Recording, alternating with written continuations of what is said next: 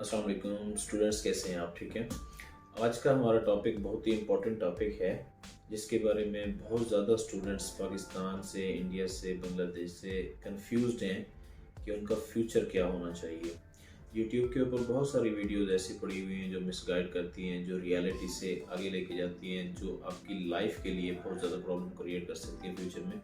इसलिए decision right time के ऊपर बहुत इम्पोर्टेंट होता है। तो मैं चाहता हूँ ये वीडियो आपके लिए बहुत इम्पोर्टेंट होने वाली है, लास्ट तक देखिएगा। हो सकता है कि आप एक राइट डायरेक्शन में राइट डिसीजन लें, जिसकी वजह से आपका फ्यूचर सिक्योर्ड हो सके, आपकी चॉइस के अकॉर्डिंग हो सके। मैंने यहाँ पे 3 कंट्रीज़ को प्रॉपर स्टडी और रिसर्च के बाद एनालाइज किया है, जिसमें यूके, कनाडा और ऑस्ट्रेलिया है। आपने मेरी इस इंफॉर्मेशन के तहत अपने आप को एनालाइज करना है कि आप किस कंट्री के लिए मोस्ट सूटेबल कैंडिडेट हैं और आपको किस कंट्री में जाना चाहिए। अगर आपको कोई भी प्रॉब्लम हो, आप मुझसे कमेंट सेक्शन में पूछ सकते हैं, तो मैं आपकी बेहतर रहनुमाई कर पाऊँगा। या आप मुझे ईमेल भी कर सकते हैं, मैं अपना ईमेल एड्रेस डिस्क्रिप्शन में दे दूँगा ताकि आपको कोई प्रॉब्लम ना हो। Let's start. मैं यूके, कनाडा और ऑस्ट्रेलिया को डिफरेंट पॉइंट्स में डिस्कस करूंगा, जिसमें सबसे पहले है अंडर ग्रेड स्टडीज़।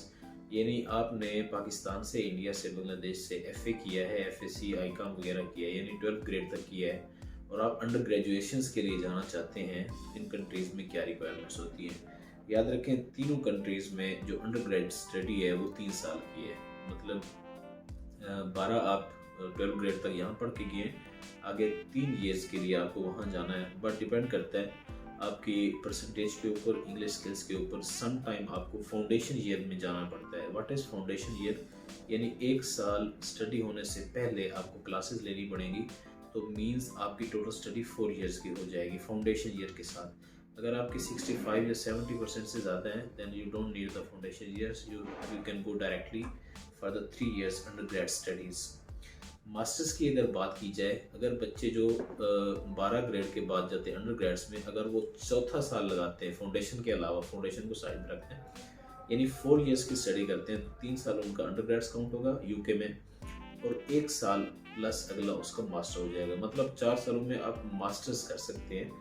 बट अगर सेपरेटली आपने करना है, अंडर ग्रेड्स आपने यहीं से कर ली, 14 क्लास से, 16 क्लास से आपने एमए वगैरह कर लिया, या ग्रेजुएशन 4 ईयर्स की कर ली है, तो आप मास्टर्स के लिए जब जाते हैं तो यूके के लिए आपको 1 साल की मास्टर की डिग्री दे देता है, जबकि कनाडा और ऑस्ट्रेलिया दोनों में 2-2 साल की है।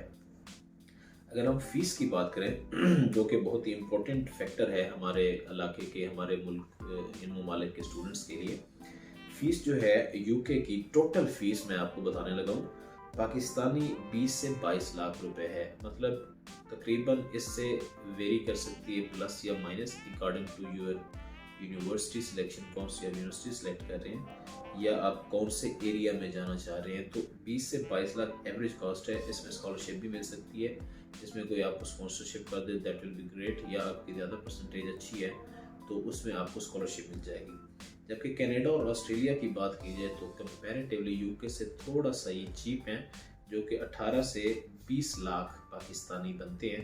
मतलब ये है कि अगर मैं पाउंड्स में बात करूं तो 10 से 12 हज़ार पाउंड्स यूके के लिए, जबकि कनाडा के लिए भी तकरीबन 9 से 11 हज़ार पाउंड, मतलब पाकिस्तानी रुपीज़ में ये बनता है। आप अपने मुल्क के अकॉर्डिंग इस करेंसी को चेंज कर सकते हैं। अगर मैं जॉब्स की बात करूं, which is one of the most important factor for any student जो यहाँ से जाते हैं। अच्छा सॉरी, मैं एक बात बताना भूल गया, फीस डिपॉजिट जो है ये 20-22 लाख एक साथ देनी है या इंस्टॉलमेंट्स में देनी है। यूके ने आपको बहुत अच्छी अपॉर्चुनिटी दी है। यूके में जो है इंस्टॉलमेंट्स में इनिशियल डिपॉजिट आपको कराना होता है, जो कि 3 to 5,000 पाउंड्स का होता है। मतलब 3,000 से 5,000 पाउंड आप लगा लें, 10 से 12 लाख रुपए, 9 से 12 लाख, 9 से 11 लाख रुपए पाकिस्तानी आपको इनिशियल डिपॉजिट पे करना होता है, प्लस आपकी जो वीज़ा कॉस्ट है, आपकी IHS फीस है, तो मिल मिला के मतलब एक पाकिस्तान से बच्चा यूके जा सकता है 16 से 18 लाख रुपए एवरेज में वो जा सकता है। उसके बाद जो रिमेनिंग कास्ट होती है वो आपकी 2 या 3 इंस्टॉलमेंट में यूनिवर्सिटी आपको दे देती है, 4-5 महीने के गैप के ऊपर, तो बंदा वो पे बैक कर सकता है। मतलब ये है, मैं आपको अगर थोड़ा सा हिंट दे दूँ, यू कैन अंडरस्टैंड कि इनिशियली जितना भी पैसा बच्चा भर के जाता है वो वही होता है उसका। रिमेनिंग वो according to situation, according to job market, या वहाँ पे स्ट्रगल करनी पड़ती है, स्ट्रगल करके आप इस कैपेबल हो जाते हैं कि आप अपनी फ़ीस दे सकें, मोरलेस आप दे सकते हैं, नो प्रॉब्लम एट ऑल, इसमें घबराने की ज़रूरत नहीं है। तो जॉब्स मार्केट की बात की जाए तो पार्ट टाइम जॉब तीनों कंट्रीज़ में ऑलमोस्ट सेम है, मतलब 20 घंटे पर वीक अलाउ होती है, 20 आवर्स पर वीक। तो इसमें जो है जब आपकी छुट्टियाँ होती हैं उस टाइम आपको फुल टाइम जॉब अलाउ होती है। तो बहुत सारे ऑप्शंस होते हैं जो आपके आई होप कि आप समझ गए कि बच्चा कमा सकता है, स्टडीज़ भी साथ साथ अच्छे मार्क्स के साथ फुल अटेंडेंस के साथ चला सकता है, और इतना कैपेबल हो जाता है कि वो अपनी लिविंग एक्सपेंसेस और अपनी फ़ीस वगैरह खुद दे सके, और 7-8 महीने बाद, 1 साल बाद वो इस कैपेबल हो जाता है कि अच्छा खासी अमाउंट घर में भी भेज सके। पार्ट टाइम जॉब जो है 10 से 12 पाउंड, 9 से 11 पाउंड, 8 से 10 pound, depends on your age, क्योंकि यूके में एज जैसे बढ़ती जाती है 30 प्लस 90 28 प्लस जो है ना, उस पर आपकी मैक्सिमम 28 29 अच्छी होती है पर आवर की सैलरी, जो कि 8 से 10 पाउंड बनती है, या अगर मैं पाकिस्तानी रुपीज़ में बात करूँ 2300 रुपये 2400 रुपये पर घंटा। तो अगर आप इमेजिन खुद कैलकुलेट कर लें कि अब 2300-2400 रुपये या 2000 रुपये भी अगर आप लगा लें आप सेफ साइड, तो 2000 रुपये पर घंटा अगर है, तो अगर 4-5 घंटे बच्चा काम करता है तो 8-10 हज़ार ईजीली आ सकता है।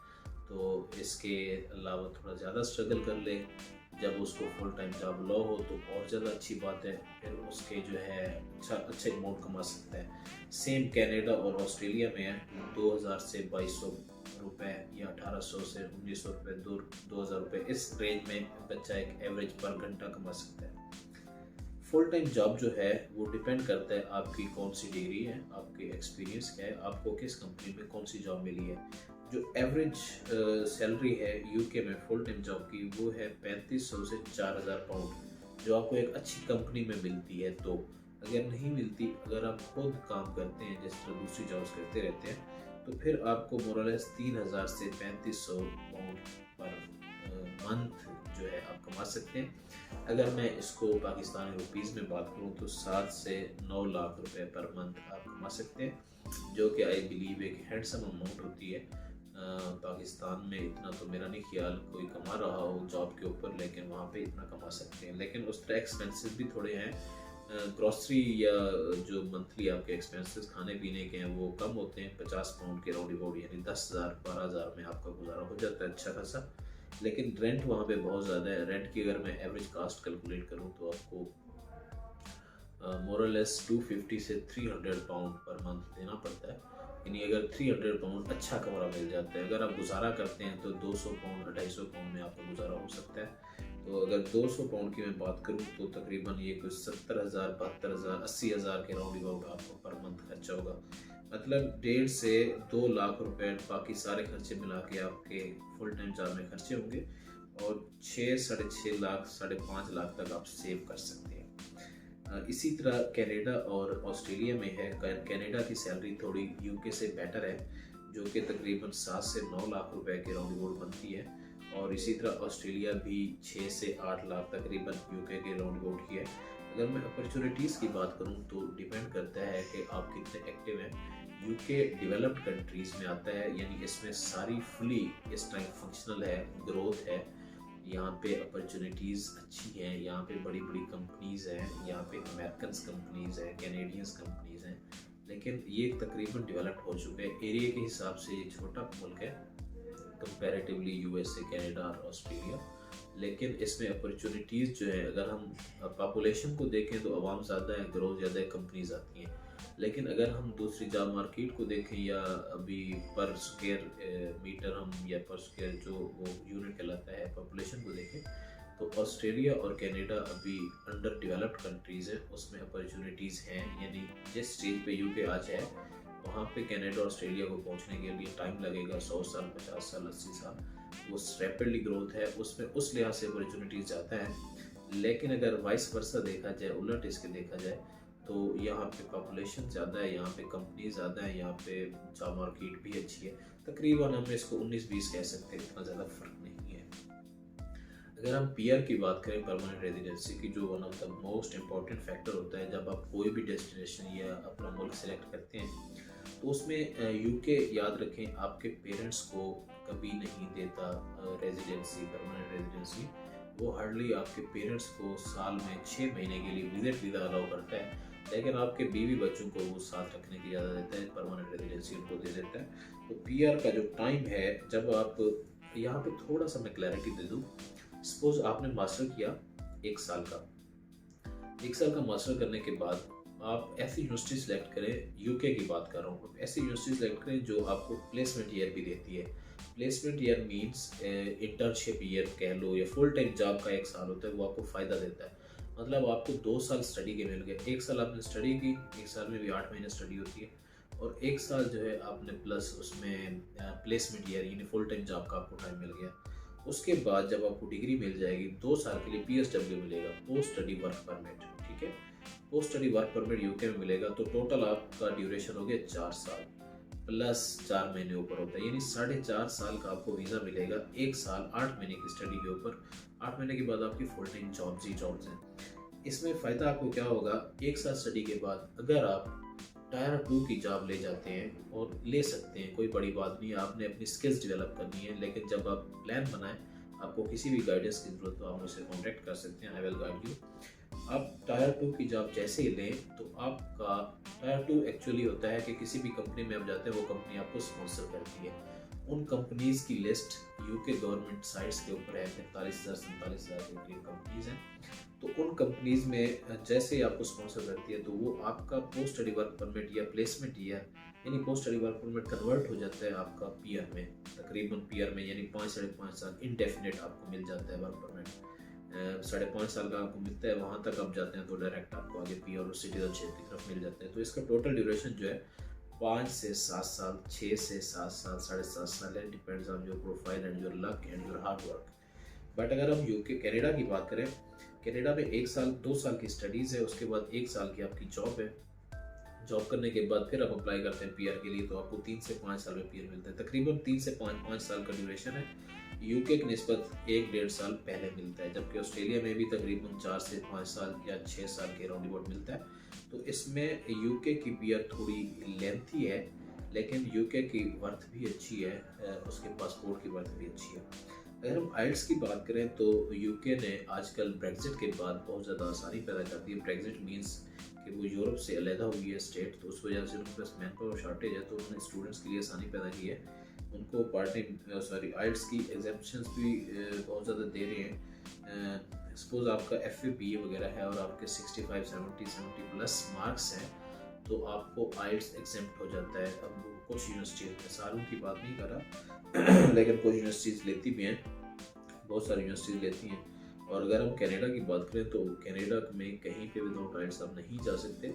मिनिमम 6 होना चाहिए, और एवरेज जो है आपका 6.5 ओवरऑल होना चाहिए, नो लेस देन 6। यानी 4 आपके होते हैं, reading, listening, writing and speaking modules होते हैं, उनमें मिनिमम 6 होना चाहिए। किसी में 6.5 6.5 या 7 होता है कि आपका ओवरऑल 6.5 बन जाए। जबकि ऑस्ट्रेलिया की बात करें तो मिनिमम 5.5 भी वो लेते हैं, 6 तक भी लेते हैं। आइल्स के मामले में यूके के पास मुख्तलिफ यूनिवर्सिटीज़ में मुख्तलिफ ऑप्शन हैं, जिसमें लैंग्वेज सर्ट है, जिसमें ड्यूलिंगो है, जिसमें ऑक्सफोर्ड का है, जिसमें ELT है, डिफरेंट ऑप्शन है। ये आपकी एटलीस्ट अगर गैप ज़्यादा नहीं है, फ्रेश आप कैंडिडेट है, किसी भी यूनिवर्सिटी के अंडरग्रेड से मास्टर्स के लिए जा रहे हैं, तो इंग्लिश प्रोफिशिएंसी टेस्ट भी समटाइम कुछ यूनिवर्सिटीज़ एक्सेप्ट कर लेती हैं।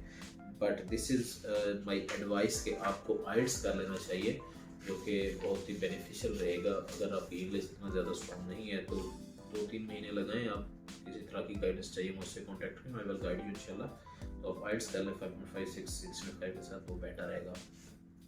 PSW की मैं पहले बात कर चुका हूँ। यूके में स्टूडेंट्स की तादाद बहुत कम होती जा रही थी 2020 तक, 2021 तक, क्योंकि वो 1 साल की स्टडी लेते थे, उसके बाद स्टूडेंट्स वापस आ जाते थे। अभी उन्होंने रिवाइज किया अपने लॉ को कि 1 साल की स्टडी है, उसके बाद 2 साल का PSW है, पोस्ट स्टडी वर्क परमिट। इन 3 साल में आप कहीं भी जॉब ढूंढते हैं, 2 साल में PSW वाले में, तो आपको टायर 2 की जॉब लेके डायरेक्ट इंडेफिनेट में कन्वर्ट कर दिया जाएगा।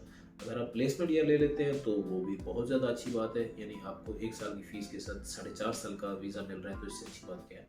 कनाडा में 3 साल का PSW है, और ऑस्ट्रेलिया में 2 साल का है। जबकि गैप बहुत इंपॉर्टेंट सवाल है, गैप कितना होना चाहिए। जो यूके है, यूके के लिए तकरीबन आपका एफए इंटर के बाद, एफएससी के बाद 2 साल का गैप चल जाता है, 2 साल से कम होना चाहिए, ज़्यादा नहीं होना चाहिए। जबकि कनाडा और ऑस्ट्रेलिया के लिए 1 से 2 साल तकरीबन गैप चल जाता है। फ्रेश कैंडिडेट हो तो अच्छी बात है। लेकिन ग्रेजुएशंस के लिए जो है, आप मास्टर्स के लिए अगर आप जा रहे हैं तो मास्टर के लिए यूके में कोई ज़्यादा मसला नहीं है। वहाँ पे आपका 5 से 7 साल का, 8 साल का गैप चल जाता है। इवन 9 10 साल वाले भी मैंने स्टूडेंट्स देखे हैं जो जा रहे हैं इजीली। तो लेकिन कनाडा में आपका गैप मैक्सिमम ग्रेजुएशन में 3 साल का हो, और ऑस्ट्रेलिया में भी 2 से 3 साल का हो। अच्छा, इसमें है क्या, यूके के इस गैप में ऐसा नहीं है कि आपने मास्टर्स करके, ग्रेजुएशन करके छोड़ दिया, घर बैठे हैं तो आपके गैप इतना होने के बावजूद आपको यूके दे देगा, ऐसी बात नहीं है। तो आपको शो करना पड़ेगा, प्रूव करना पड़ेगा कि इस ड्यूरेशन में आपने कोई स्किल्स किए हैं, कोई बिजनेस किया है, कोई एक्सपीरियंस है आपका, या कोई आपकी प्रोफेशनल एक्सपीरियंस लेटर्स वगैरह शो करने पड़ेंगे। तो प्रूफ देने के बाद आपका ये गैप कवर हो सकता है कनाडा के लिए। अभी अगर ऐसे स्टूडेंट्स हैं, बच्चे हैं सॉरी, अगर ऐसे बच्चे हैं जो जो जिनकी मैंने प्रोफाइल्स बता दी आपको, किस में लाइक कर रहे हैं, तो बहुत सारे स्टूडेंट्स मैंने ऐसे देखे हैं जो जिद करते हैं जी हमने कनाडा ही जाना है, कनाडा में पीआर आसान है। यस, पीआर आसान है, लेकिन उसके लिए आपका जाना बहुत ज़रूरी है, और जाने के लिए बहुत ज़्यादा कंडीशंस हैं। तो जिद ना करें, अपना टाइम वेस्ट और पैसा वेस्ट ना करें, किसी एजेंट्स के हाथों ना लगें जो आपको मिस गाइड करे और आपके पैसे बर्बाद करे, टाइम बर्बाद करे। एट द एंड आप डिप्रेशन में चले जाएं, आप एंग्जाइटी में, और अपना मोरल डाउन कर दें। तो इससे बेटर है कि आप इस टाइम जिस कंट्री की मोस्ट सूटेबल कंट्री है उसको सिलेक्ट करें, जहाँ पे आप समझते हैं सक्सेस रेट 100% है, तो आप उसमें जाएं। ताकि तकरीबन ये देखें, ये है डेवलप्ड कंट्रीज। मैं आपको एक क्लियर बात कर दूँ, ये यूके हो, कनाडा, ऑस्ट्रेलिया हो, यूके कंपैरेटिवली ज़्यादा डेवलप्ड है। तो ये कंट्रीज़, हम पाकिस्तान, इंडिया, बांग्लादेश से तो हज़ारों साल आगे हैं। ये वो कंट्रीज है जिन्होंने हमारे ऊपर हुकूमतें की हैं, तो ये हमसे बहुत एडवांस हैं। अगर हम इनको बात करें तो जहाँ पे भी आपको चांस मिले आप जाएँ। ऐसी बात नहीं है कि आप पाकिस्तान से या बांग्लादेश से निकल के नेपाल जा रहे हैं, भूटान जा रहे हैं, नहीं, आप यूके जा रहे हैं, आप ऑस्ट्रेलिया जा रहे हैं। तो इसलिए जिस कंट्री में भी आपकी प्रोफाइल ज़्यादा सूटेबल है तो आप ज़रूर उसी कंट्री की तरफ मूव करें, उसी की तरफ ट्राई करें, ताकि आपका फ्यूचर सिक्योर हो सके। अगर आप समझते हैं आपको स्टिल कोई कन्फ्यूजन है, आपको आइडिया नहीं हो रहा कि आपकी कौन सी कंट्री आपके लिए बेनिफिशियल है, तो आप मुझसे कांटेक्ट कर सकते हैं। मैं आपसे आपकी प्रोफाइल पूछूंगा, फ्री ऑफ कॉस्ट है, कोई इसमें चार्जेस नहीं लूँगा। आपकी प्रॉपर प्रोफाइल को एक्सेस करके मैं आपको बता सकता हूँ कि आपके लिए कौन सी कंट्री और कौन सी यूनिवर्सिटी सूटेबल है, आपके बजट के अकॉर्डिंग, आपके एक्सपीरियंस के अकॉर्डिंग, आपके एजुकेशन के अकॉर्डिंग, मार्क्स के अकॉर्डिंग, आपकी ओवरऑल इंग्लिश प्रोफिशिएंसी के अकॉर्डिंग। इंशाल्लाह you will get better result from his side, और wish you best of luck. See you next video. Thank you.